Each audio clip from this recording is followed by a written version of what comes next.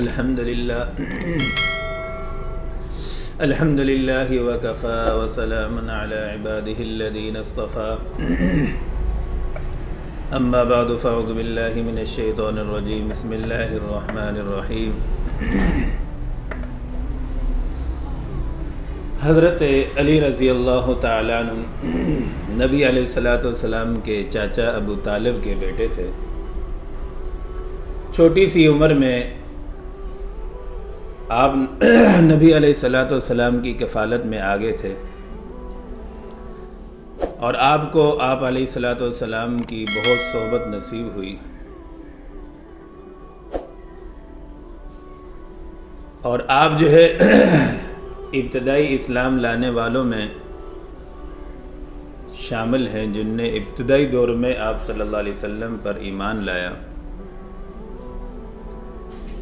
آپ صلی اللہ علیہ وسلم پر جب غار حرا میں وحی نازل ہوئی سموار کے دن، تو منگل والے دن پھر حضرت علی رضی اللہ تعالیٰ عنہ نے اسلام قبول کر لیا۔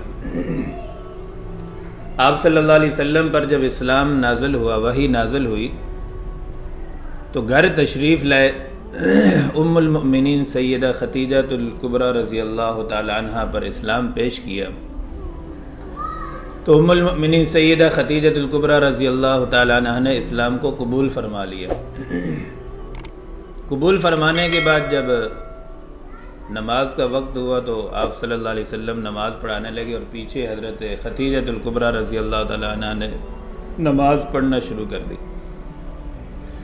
حضرت علی رضی اللہ تعالیٰ عنہ باہر تشریف لے گئے تھے، جب واپس آئے دیکھا تو نماز ہو رہی ہے، تو یہ منظر دیکھ کر وہ پیچھے بیٹھ کے سلام پھیرنے کے بعد یہ منظر دیکھ کر خوشی ہوئی اور پوچھا، تو پھر آپ صلی اللہ علیہ وسلم نے فرمایا کہ مجھے اللہ نے اپنا رسول بنا کر بھیجا ہے، اور یہ اسلام میں آپ کے سامنے بھی پیش کرتا ہوں، آپ اس کو قبول فرما لیں۔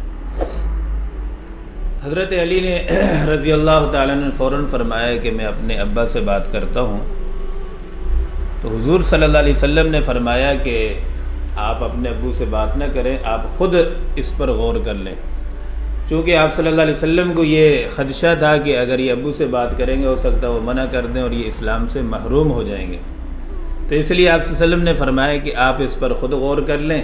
تو انہوں نے حضرت علی رضی اللہ تعالیٰ عنہ نے رات پوری سوچا، سوچنے کے بعد آپ صلی اللہ علیہ وسلم سے محبت اور زیادہ ہوتی گئی۔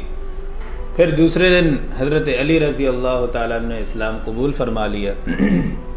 تو یوں بچوں میں سب سے پہلے اسلام لانے والے حضرت علی رضی اللہ تعالیٰ عنہ ہیں، اور عورتوں میں سب سے پہلے اسلام لانے والی حضرت سیدہ خدیجہ الکبریٰ رضی اللہ تعالیٰ عنہ کی شخصیات ہیں۔ اسی طریقے سے مردوں میں سب سے پہلے اسلام لانے والے سیدنا ابوبکر صدیق رضی اللہ تعالیٰ عنہ کی شخصیت ہے۔ تو 21 رمضان المبارک جو ہے حضرت علی رضی اللہ تعالیٰ عنہ کی وفات کا دن ہے، تو اللہ تعالیٰ ہم سب کو جو ہے خلفائے راشدین کی نقش قدم پر چلنے کی توفیق عطا فرمائے۔